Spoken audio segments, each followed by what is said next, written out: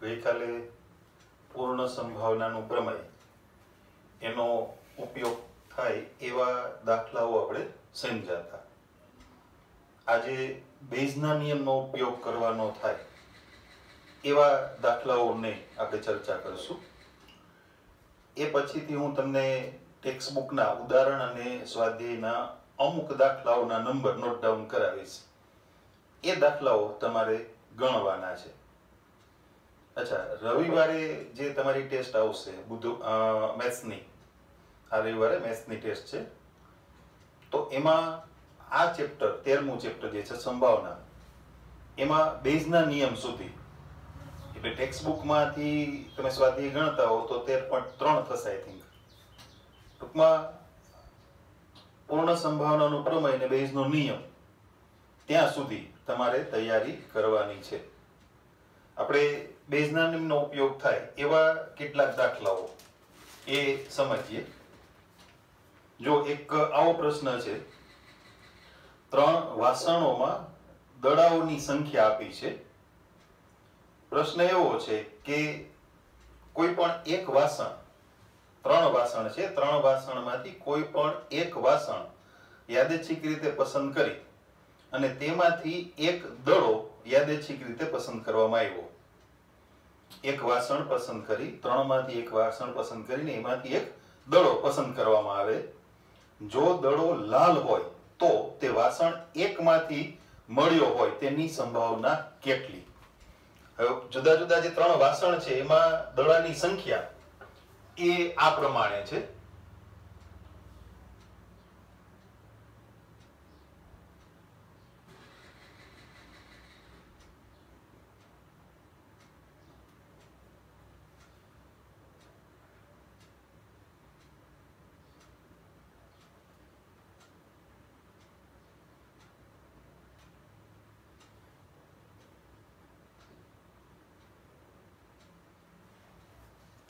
એક પેલું જે વાસણ છે એમાં 3 લાલ 7 લીલા દડા, બીજા વાસણમાં 5 લાલ અને 3 લીલા દડા, અને ત્રીજા વાસણમાં 8 લાલ અને 4 લીલા દડા છે. એક વાસણની યાદચ્છિક પસંદગી કરવામાં આવે છે. 3માંથી એક વાસણ પસંદ કરવાનું હોય તો કોઈ પણ વાસણ પસંદ થાય એની સંભાવના એ 1/3 થાય. એટલે એ વખતે તમે 3 ઘટનાઓ B1, B2, B3 એને અલગથી રજૂ ના કરો. અને આપણે અગાઉ પણ એવી રજૂઆત કરી હતી, ટૂંકમાં BI કહી દો એટલે વાસણ I પસંદ થાય તો P of BI 1/3, જ્યાં I equal to 1, 2, 3. હવે ઘટના એ વિચારીએ, વાસણની પસંદગી થઈ ગઈ, વાસણમાંથી એક દડો પસંદ કરતા તે લાલ રંગનો મળે છે. એટલે પસંદ કરેલ દડો એ લાલ રંગનો હોય.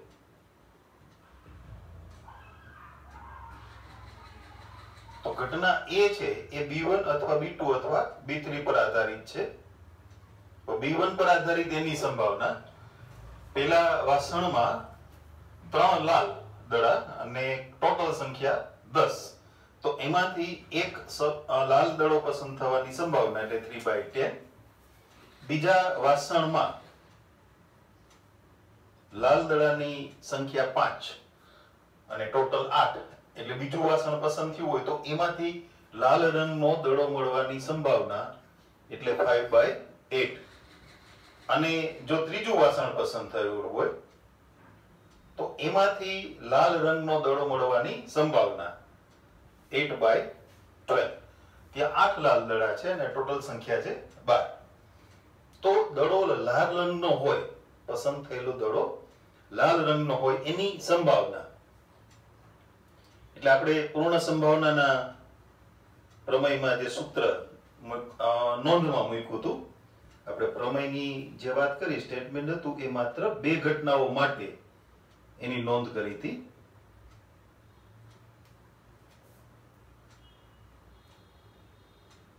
આ સૂત્રમાં દરેક પદની કિંમત મૂકીએ એટલે પસંદ કરેલ દડો લાલ રંગનો હોય એની સંભાવના આપણને મળશે. 1/3 B1 પર આધારિત એની સંભાવના 3/10 પ્લસ 1/3 into 5/8 પ્લસ 1/3 into 8/12. અહીંયા 3 ઉડી ગયા. 4 દુ 8, 4 તેરી 12 એટલે 1/10 પ્લસ 5/24 પ્લસ 2/9 આમ મળ્યું. એનો લસા 24 ગુણ્યા 9 ગુણ્યા 10, 24 ગુણ્યા 9, 24 અને 9 એનો ગુણાકાર કરીએ. 9 ચોક 36, 9 દુ 18 ને 3 21, એને ગુણ્યા 10 એટલે થયું 2160. એટલે અહીંયા આવશે 216, 10 ગુણ્યા 9 90 અને 24 ગુણ્યા 10 એટલે 240.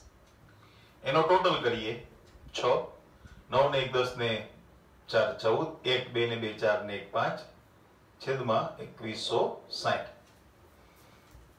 આપણો પ્રશ્ન ત્યાં પૂરો નથી થતો એટલે એ જે મૂલ્ય મળ્યું, જે જવાબ મળ્યો એનો સાદુરૂપ ન વિચારો તો ચાલશે. હવે પ્રશ્ન એ છે, પસંદ કરેલો દડો લાલ હતો તો તે વાસણ 1 માંથી આવેલ હોય તે ઘટનાની સંભાવના શોધો. એટલે કે A પર આધારિત ઘટના B1 ની સંભાવના. હવે બેઝના નિયમનો ઉપયોગ થશે. B1 ની સંભાવના ગુણ્યા B1 પર આધારિત ઘટના A ની સંભાવના છેદમાં P of A. B1 ની સંભાવના ગુણ્યા B1 પર આધારિત A ની સંભાવના એટલે આ ગુણાકારનું પહેલું પદ. આપણે ત્યાં એનું સાદુરૂપ લખતા એ 1/10 થયું છે છેદમાં ઘટના A ની સંભાવના એટલે 1/10 into 2160 upon 546 એટલે એ થશે 216 upon 546. છેદ ઉડાડવાનું અથવા કેલ્સીથી સાદુરૂપ આપવાનું એ તમે કરી લેજો. અચ્છા, અહીંયા બેઝના નિયમનો ઉપયોગ કરીએ એમાં આ દાખલામાં શું ફેરફાર થઈ શકે? તો કે પસંદ કરેલ દડો છે એ લાલ રંગનો હોય એને બદલે તમને એવું કહેવામાં આવે કે લીલા રંગનો હોય. તો એ પ્રમાણે B1 પર આધારિત એની સંભાવના, B2 પર આધારિત એની સંભાવના, B3 પર આધારિત એની સંભાવના, તો એમાં ચેન્જ થશે. અહીંયા 3 ને બદલે 7 આવી જશે. અહીંયા લીલા દડા છે 3 છે એટલે અહીંયા 3 આવશે અને અહીંયા લીલા દડા 4 છે. તો એ પ્રમાણે તમને મળશે. અને બીજો ફેરફાર શું કરી શકાય? પસંદ કરેલ દડો લાલ છે તો તે વાસણ 1 માંથી આવેલ હોય એને બદલે વાસણ 2 માંથી આવેલ હોય એટલે કે A પર આધારિત ઘટના B2 ની સંભાવના અથવા વાસણ 3 માંથી આવેલ હોય તો A પર આધારિત ઘટના B3 ની સંભાવના. તો એ પ્રમાણે અહીંયા ચેન્જ આવશે. પણ એ આ અંશમાં જે પદ છે ને એ પદ 3 ના મૂલ્યો તમારી પાસે એની સંભાવના ગણી છે એમાં ઓલરેડી છે અને P of A તમે ગણ્યું છે એટલે આવો એમાં ફેરફાર કરી શકાય. આ એક ઉદાહરણ થયું બેઝના નિયમનો ઉપયોગ કરીને. બીજું એક ઉદાહરણ સમજશું બેઝના નિયમનો ઉપયોગ થાય એવું.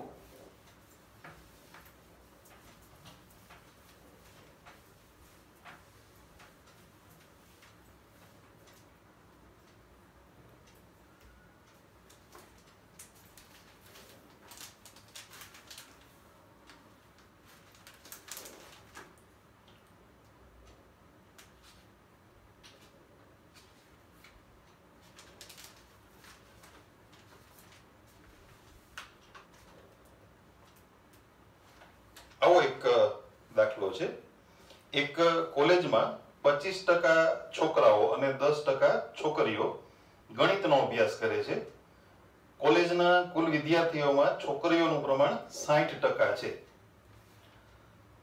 કોલેજના એક વિદ્યાર્થીની યાદચ્છિક પસંદગી કરવામાં આવી તો માલુમ પડ્યું કે તે ગણિત વિષયનો અભ્યાસ કરે છે. આ પસંદ થયેલ વિદ્યાર્થી છોકરી હોવાની સંભાવના કેટલી? હવે જુઓ, કોલેજમાં છોકરાઓનું પ્રમાણ 25% છે, એટલે આપણે ઘટના B1 લઈએ, પસંદ કરેલ વિદ્યાર્થી, ઘટના B1 વિદ્યાર્થી છોકરો હોય, અને ઘટના B2 લઈએ, વિદ્યાર્થી છોકરી હોય. તો છોકરાઓનું પ્રમાણ 25% છે, એટલે ઘટના B1 ની સંભાવના એ થશે 25/100, અને છોકરીઓનું પ્રમાણ છે એ 10% છે, તો B2 ની સંભાવના, સોરી, કુલ વિદ્યાર્થીઓમાં છોકરીઓનું પ્રમાણ 60%, એટલે 60% છોકરીઓ, 60/100, તો છોકરાઓ કેટલા વધ્યા? 40. એટલે બંને ઘટનાઓ સમસંભાવી નથી. અચ્છા, એને તમે શોર્ટ કરવું હોય તો 4/10 અને 6/10 કરી નાખો. આગળ છેદ ના ઉડાડતા, છેદમાં 10 હશે ને તો એ વધારે સરળ રહેશે. બરાબર છે? હવે ઘટના એ વિચારીએ. પ્રશ્ન ફરીથી વાંચું છું. 25% છોકરાઓ અને 10% છોકરીઓ ગણિત વિષયનો અભ્યાસ કરે છે.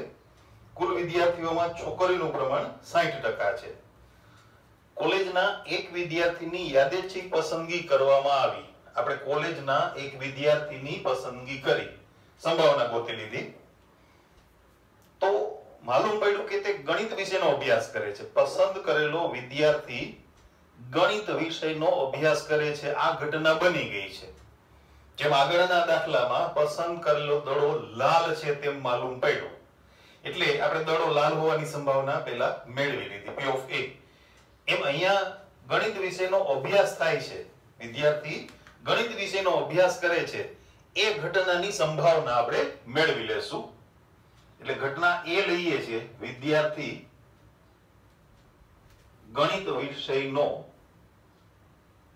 અભ્યાસ કરે છે.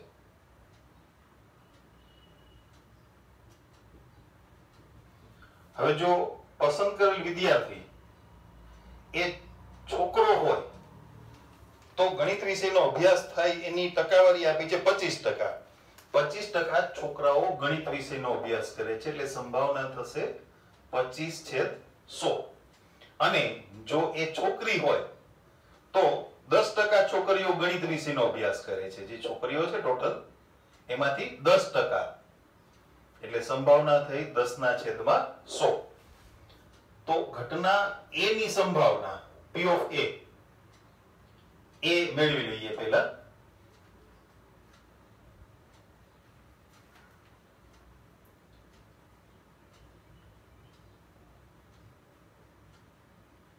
એ બધી કિંમત મૂકી દઈએ. B1 ની સંભાવના છે 4/10 ગુણ્યા 25/100 પ્લસ 6/10 ગુણ્યા 10/100. સમછેદી છે એટલે 25 ગુણ્યા 4 100, 10 ગુણ્યા 6 60, છેદમાં 1000, એટલે 160/1000. અથવા તમે એને 16/10 અથવા 0.16 એવું પણ કહી શકો, પણ હમણાં આપણે વાત થઈ હતી એ આપણો ફાઇનલ આન્સર નથી, એટલે એનું વિશેષ સાદુરૂપ નહીં આપીએ. પસંદ કરેલો વિદ્યાર્થી ગણિત વિષયનો અભ્યાસ કરે છે. પસંદ કરેલ વિદ્યાર્થી ગણિત વિષયનો અભ્યાસ કરે છે તેમ માલુમ પડ્યું, એટલે ઘટના એ બની ગઈ. તો પસંદ થયેલ વિદ્યાર્થી છોકરી હોવાની સંભાવના શોધો. વિદ્યાર્થી છોકરી હોય એ ઘટનાને આપણે B1 કીધું છે. તો પસંદ કરેલ વિદ્યાર્થી છોકરી હોય એટલે એ પર આધારિત ઘટના B1 ની સંભાવના એ આપણે મેળવવાની છે, અથવા B2 ની. છોકરી હોય તો B2 ની અને છોકરો હોય તો B1 ની. પસંદ કરેલ વિદ્યાર્થી છોકરી હોવાની સંભાવના, તો એ પર આધારિત B2 ની સંભાવના, B2 ની સંભાવના ગુણ્યા B2 પર આધારિત A ની સંભાવના છેદમાં ઘટના a ની સંભાવના. અહીંયા આપણે એક વાત કરી લઈએ. આટલી ગણતરી પૂરી કર્યા પછી આટલી એટલે b1 ની સંભાવના મેળવી લેવામાં, b2 ની, b1 પર આધારિત એની સંભાવના, b2 પર આધારિત એની સંભાવના. પછી ઘણી બુકમાં તમે અલગ અલગ રેફરન્સ બુક રિફર કરતા હો અથવા ઇવન ઘણી વખત ટેક્સ્ટ બુકમાં પણ સ્ટેપ કાપેલું હોય એટલે આ ગણતરી અહીંયા કરવામાં ના આવે. આ p ઓફ a નું જે સૂત્ર છે એ સૂત્ર સીધે સીધું અહીં છેદમાં મૂકી દેવામાં આવે અને પછી ચારે ચાર પદની કિંમત મૂકી અને સાદુરૂપ આપવામાં આવે. એ રીતે પણ તમે ગણી શકો. આ ગણતરી સીધી અહીંયા સાથે મિક્સ કરી દો, આની સાથે ભેળવી દો તો પણ ચાલે. b2 ની સંભાવના ગુણ્યા b2 પર આધારિત એની સંભાવના એટલે અહીંયા બીજું પદ એટલે 6/10 ગુણ્યા 10/100 p ઓફ a 160/1000 બેયના છેદમાં 1000 છે એટલે એ ઉડી જશે. અંશમાં 10 છક 60 છેદમાં 160 6/16 એટલે કે 3/8 અથવા કેલ્સીથી તમે પોઈન્ટમાં જવાબ પણ મેળવી શકો. આ બીજો પ્રશ્ન થયો. વળી પાછી આ વાત કહી દો, આ તમે અહીંયા અલગ ના ગણો ને તો આ આખું સૂત્ર અહીંયા છેદમાં મૂકવામાં આવે એટલે આ ચારે ચાર પદના મૂલ્યો છેદમાં આવે એટલે છેદમાં 160 છેદમાં 1000 મળી જાય. પણ થોડી પ્રેક્ટિસ પછી તમે કરશો ને તો વાંધો નહીં આવે. એમાં મોટો પ્રશ્ન શું છે, ઉતાવળે કેટલાક વિદ્યાર્થીઓનું પ્રાઇમરી નોલેજ એ બહુ પાવરફુલ હોય છે. હું એ રીત નથી એપ્લાય કરતો, એનું કારણ હું તમને લખીને સમજાવું. અહીંયા માની લ્યો કે તમે એ ડાયરેક્ટ ગણતરી કરવાનું વિચાર્યું અને p ઓફ a ની જગ્યાએ સીધું સૂત્ર જ મૂકી દીધું. p ઓફ a ને તમે અલગથી નથી ગણતા.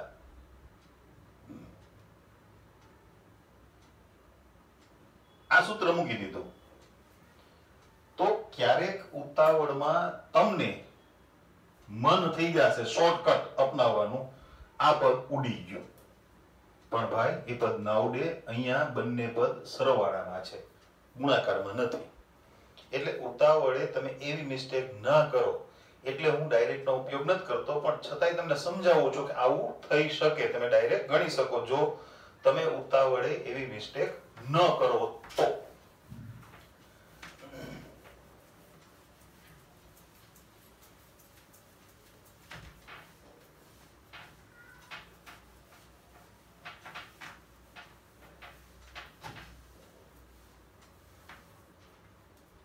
એ પછીનું એકાદ ઉદાહરણ સમજીએ.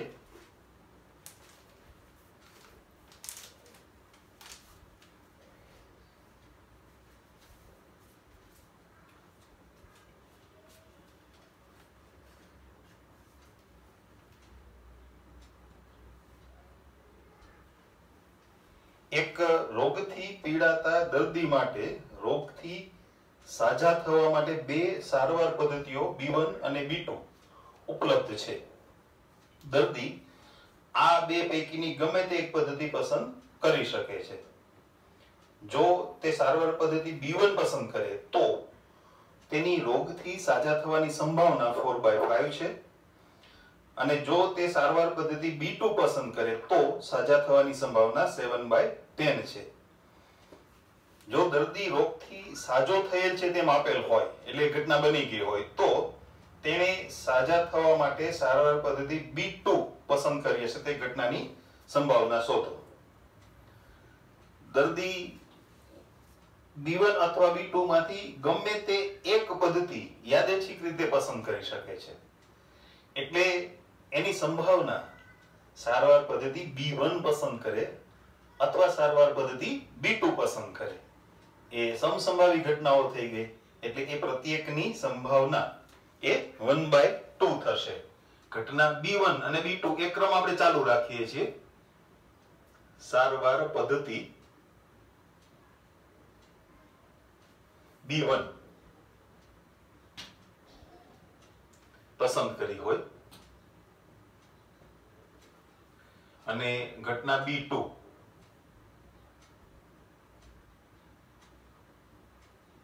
સારવાર પદ્ધતિ B2 પસંદ કરી હોય. તમે અહીંયા ટૂંકી રજૂઆત કરી શકો BI સારવાર પદ્ધતિ BI પસંદ કરી હોય I equal to 1 2 તો P of BI equal to 1/2 P of B1 equal to P of B2 equal to 1/2. ફરીથી જોતા જઈએ બેમાંથી કોઈ પણ એક સારવાર પદ્ધતિ છે એ દર્દી પસંદ કરી શકે છે. જો B1 પસંદ કરે તો સાજા થવાની સંભાવના 4/5 અને B2 પસંદ કરે તો એ સંભાવના છે 7/10. દર્દી રોગથી સાજો થયેલ છે તેમ આપેલ હોય એટલે ઘટના બની ગઈ હોય આપણે એને ઘટના A કહેશું. દર્દી રોગથી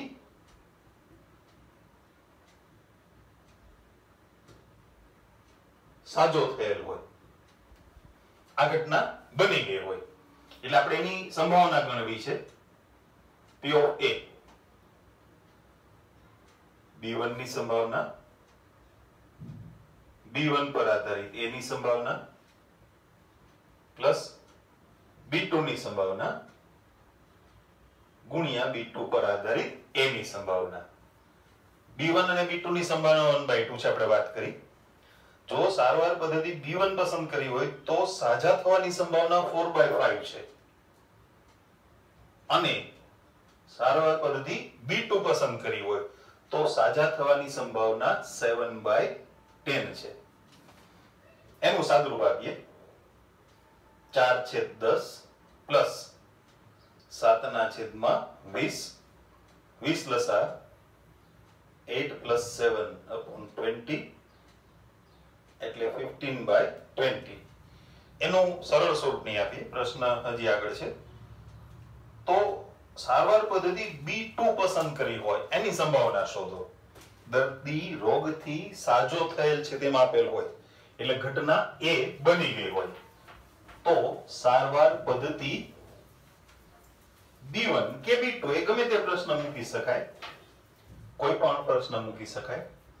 માની લ્યો કે આપણે એમ વિચારીએ કે સારવાર પદ્ધતિ B1 પસંદ કરી હોય એટલે ઘટના B1 ની સંભાવના A પર આધારિત ઘટના B1 ની સંભાવના તો B1 ની સંભાવના ગુણ્યા B1 પર આધારિત A ની સંભાવના છેદમાં ઘટના A ની સંભાવના.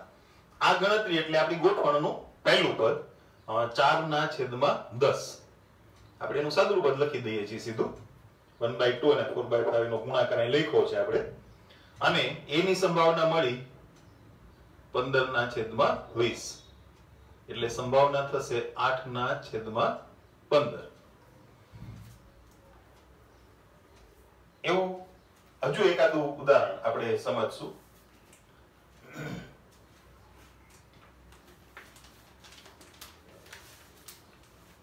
બે ચાર ઉદાહરણ ક્લિયર કરી નાખીએ હજુ તો તમને બેઝનો નિયમ એ સમજવામાં મુશ્કેલી ના પડે અને બેઝનો નિયમ આવડશે ને તો સંપૂર્ણ સંભાવનાનું પ્રમેય એ 100% આવડી જ જાય ને કારણ કે સંપૂર્ણ સંભાવનાનું પ્રમેય એ પૂરું થાય પછી જ બેઝનો નિયમ શરૂ થાય એટલે આ વસ્તુ સમજાઈ જાય બેઝના નિયમની વાત બરાબર સમજાઈ જાય તો સંપૂર્ણ સંભાવનાનું પ્રમેય એ આવડી ગયું છે સમજાઈ ગયું છે એમ નક્કી થઈ ગયું. વળી પાછી એક વાત આપણે સમજીએ.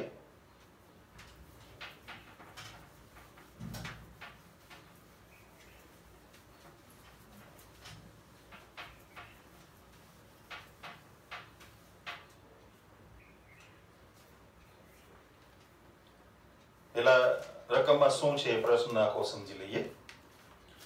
એક કંપની એને 3 ઉત્પાદન સ્થળ છે. કંપનીના 3 જુદા જુદા ઉત્પાદન સ્થળ છે. ઉત્પાદન સ્થળ A માં 50% ઉત્પાદન થાય છે, B માં 30% અને C છે ત્યાં બાકીનો એટલે 20%. ધારો કે A, B, C સ્થળે ઉત્પાદિત વસ્તુઓમાં અનુક્રમે 3%, 4%, 5% ખામીવાળી વસ્તુઓનું ઉત્પાદન થાય છે. કુલ ઉત્પાદિત વસ્તુઓમાંથી ગમે તે એક વસ્તુ યાદચ્છિક રીતે પસંદ કરવામાં આવે છે. જો વસ્તુ ખામીવાળી પસંદ થઈ હોય તો ઉત્પાદન એ સ્થળે થયું હોય તેની સંભાવના શોધો. વસ્તુ ખામીવાળી હોય એની સંભાવના એટલે ઘટના એની સંભાવના. ઉત્પાદન એ સ્થળે થયું હોય. જો કંપનીના 3 ઉત્પાદન સ્થળ છે એટલે આપણે 3 ઘટનાઓ વિચારવાની છે, B1, B2 અને B3. ઘટના B1 ઉત્પાદન એ સ્થળે થયું હોય, ઘટના B1 ઉત્પાદન એ સ્થળે થયું હોય, ઘટના B2 એ ઉત્પાદન B સ્થળે થયેલું હોય, અને ઘટના B3 એ ઉત્પાદન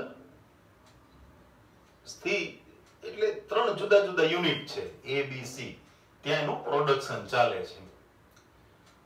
તો કુલ ઉત્પાદનના 50% એ સ્થળે બને છે એટલે B1 ની સંભાવના થશે 50/100. કુલ ઉત્પાદનના 30% એ એનું જે B યુનિટ છે ત્યાં, અને બાકીનું એટલે 20% બાકી રહ્યા ને, તો B3 ની સંભાવના એટલે 20/100. પ્રશ્ન ફરીથી આપણે થોડો જોઈ લઈએ. વસ્તુ ખામીવાળી પસંદ થઈ હોય એટલે ઘટના એ લઈએ, ખામીવાળી વસ્તુ પસંદ થાય. ઘટના એ પસંદ કરેલી વસ્તુ એ ખામીવાળી હોય. હવે 3 અલગ અલગ યુનિટમાં ઉત્પાદન થાય છે, ત્રણેયમાં ખામીવાળી વસ્તુઓનું પ્રમાણ ટકાવારીમાં આપણને આપ્યું છે. એટલે ઉત્પાદિત વસ્તુ એ સ્થળે બનેલી હોય અને એ ખામીવાળી હોય, એની સંભાવના 3% ખામી એમાં આપ્યું છે એ સ્થળે એટલે 3/100. જો B સ્થળે ઉત્પાદન થયું હોય એટલે B2 પર આધારિત એની સંભાવના, તો ખામીની ટકાવારી છે 4 એટલે 4% ખામી છે 4/100. અને C સ્થળે ઉત્પાદિત જે વસ્તુઓ છે એમાં 5% ખામીવાળી વસ્તુઓ છે એટલે સંભાવના 5/100. તો પસંદ કરેલ વસ્તુ ખામીવાળી હોય એની સંભાવના ગોતીએ, પહેલા આ મેળવીએ.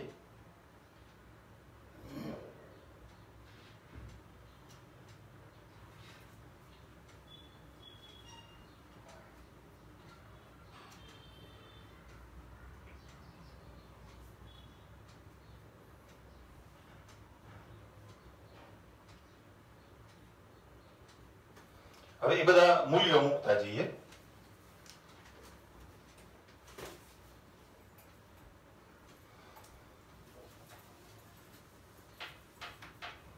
જો B1 ની સંભાવના 50/100 એટલે હું થોડું શોર્ટ કરી નાખું છું, 5/10 તમે સમજી શકશો. B1 પર આધારિત એની સંભાવના 3/100 પ્લસ B2 ની સંભાવના એને 3/10, બધામાં એક મીંડું ઉડાડી દઈએ છીએ એટલે 10 થી ભાગ ચલાવી દઈએ છીએ. અને અહીંયા B2 પર આધારિત સંભાવના A ની સંભાવના 4/100, B3 ની સંભાવના 20/100 એટલે આપણે અહીંયા લેશું 2/10 અને એના ગુણાકારમાં 5/100. ત્રણેય પદના છેદમાં 1000 છે એટલે ઉપર ગુણાકાર કરી લઈએ 15, 12, 10 છેદમાં 1000. 15 ને 12 27 ને 10 37 ના છેદમાં 1000.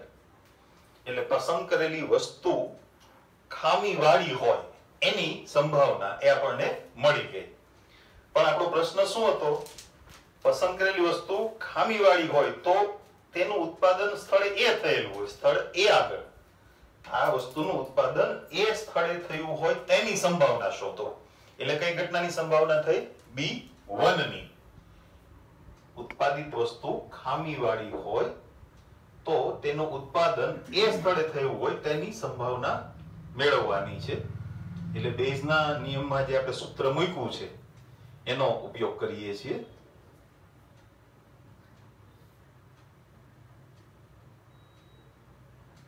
આ પહેલું પદ એટલે 15/1000 તમે આગળની ગણતરીમાંથી જોઈ શકશો. અને PO A એટલે 37/1000 એટલે આપણો જવાબ થશે 15/37. ઉત્પાદિત વસ્તુ ખામીવાળી હોય તો તે વસ્તુનું ઉત્પાદન એ સ્થળે એ યુનિટમાં થયેલું હોય તેની સંભાવના એ આ પ્રમાણે મળી.